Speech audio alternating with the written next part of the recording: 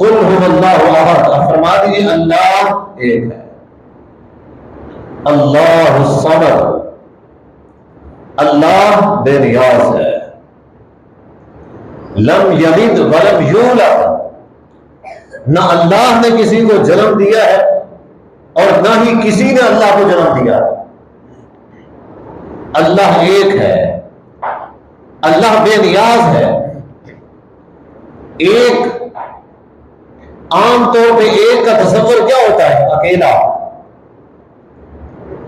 فلاں بیچارہ اکیلا ہے، اس کے ساتھ کوئی نہیں ہے، اس کا ساتھ کوئی نہیں دیتا، اکیلے کو کمزور سمجھا جاتا ہے، اکیلے کو مجبور سمجھا جاتا ہے۔ اس وجہ سے اللہ نے پہلے فرمایا قل هو اللہ احد، اللہ اکیلا، اور بعد میں اللہ نے فرمایا کوئی یہ نہ سمجھ لے کہ اللہ مجبور ہے، اللہ اکیلا ہے، اللہ کمزور ہے۔ اللہ اکیلا ہے اس وجہ سے کیا ہے؟ اللہ بے بس ہے۔